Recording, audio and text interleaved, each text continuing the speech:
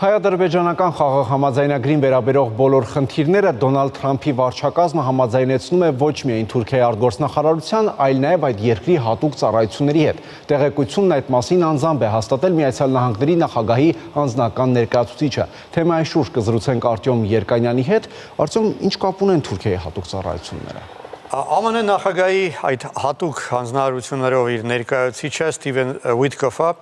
երեք ելույթ է ունեցել Նյու Յորքում Կոնկորդիա գագաթնաժողովի շրջանակներում եւ անդրադարձել է նաեւ մեր տարածաշրջանում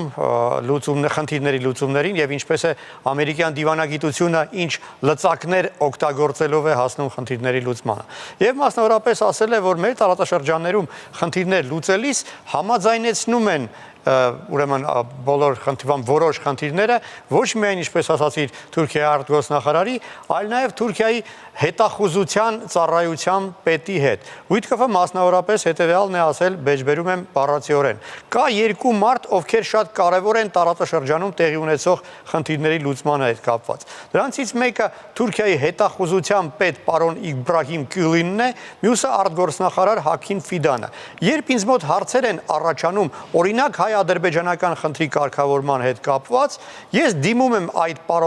պարոններին, որոնք լավագույն փորձագետներն են այդ ոլորտներում։ Տարօրինակ է, չէ, երբ ամերիկյան դիվանագիտության վրա ազդող գործող անձանցից են Թուրքիայի հատուկ ծառայությունների հետախուզության ղեկավարները, հա։ Եթե արտգործնախարարի մասին է խոսքը, դեռ կարելի է հասկանալ, բայց որ հետախուզության ղեկավարը ունի հստակ լծակ մոլորակի թիվ 1 մարդու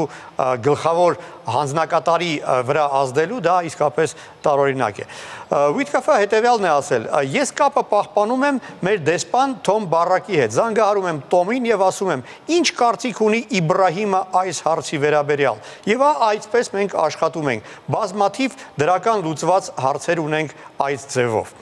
Իսկապես տարօրինակ է եւ կարծում եմ այս սենսացիոն լուրը պետք է որ մեկնաբանության կարիք ունենա Վաշինգտոնի կողմից։ Էրդողանը նույնպես Միացյալ Նահանգներում է, նրա հանդիպումների ժամանակ հնարավոր է անդրադարձել եղել են հայ-ադրբեջանական կարգավորմանը։ ՄԱԿ-ի գլխավոր ասամբլեայի շրջանակներում կայացած այդ դեբատներից ժամանակ Էրդողանը իր ելույթում անդրադարձել է հայ-ադրբեջանական խնդրի կարգավորմանը, նա ասել է, որ Թուրքիան միշտ կողմ է եղել այդ երկու հարևան երկրների հաշտեցմանը եւ բավարարվածություն է հայտնել օգոստոսի 8-ին Վաշինգտոնում ձեռք բերված համաձայնությունների հետ կապված, որոնք ինչպես ինքն է որակել ճանապարհ են հարթում դեպի խաղաղություն։ Շնորհակալություն է հայտնել եւ շնորհավորել է Հայաստանի, Ադրբեջանի եւ Միացյալ Նահանգների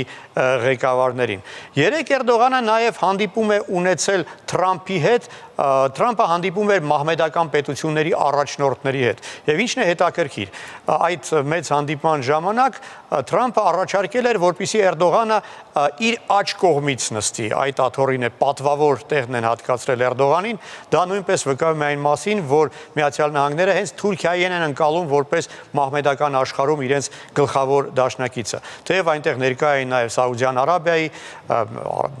Էմիրությունների, Պակիստանի եւ այլ ազդեցիկ մահմեդական երկրների առաջնորդները, բայց ամեն դեպքում Թուրքիայի ղեկավարին է այդ պատվավոր տեղը հատկացվել։ Իդեպ այդ հանդիպումից հետո Էրդողանը ասել է, որ Թրամփի հետ այդ հանդիպումը եղել է հրաշալի եւ արդյունավետ։ Թրամփ-Էրդողան հանդիպում է սպասվում, ինչը հայտնի է այդ հանդիպման օրակարգի մասին։ Էրդողանը արդեն ժամանել է Վաշինգտոն, Երևանի ժամանակով ժամը 7-ին, եթե չեմ սխալվում, արդեն սկսվել է այդ հանդիպումը 2 ժամ է տևելու եւ ինչն է հետաքրքիր Վաշինգտոնում կրկին Թրամփի նախաձեռնությամբ Էրդողանին տեղավորել են Black House առանձնատանը, որը Սպիտակ տան ամենապատվավոր հյուրերի համար է նախատեսված, ասեմ, որ Թրամփի նախագահ վերընտրվելուց հետո այնտեղ միայն 2 հյուր է հյուրընկալել, Ֆիլիպինների նախագահ Ֆերնանդին Մարկոսը եւ Հնդկաստանի նախագահ Նարենդրա Մոդին եւ Էրդողանը նույնպես այդ շարքին է դասվել։ Այդ ուրեմն բանակցություններից հետո հավանաբար մամլո ասուլիսով հանդես կգան երկու երկրների առաջնորդները։ Ես պետք է հիշեցնեմ, երբ նախավերջին անգամ Էրդողանը Վաշինգտոնում էր եւ Սպիտակ տանը հանդիպում էր ԱՄՆ նախագահի հետ, այդ սկանդալային այդ ծեծկրտուկը տեղի ունեցավ, երբ Էրդողանի թիկնապահները ծեծի էին ենթարկել Սպիտակ տան մոտ բողոքի ցույց անցկացնող քրդերին, ասորիներին եւ հայերին։ Այս անգամ արգելվել է ցանկացած տեսակի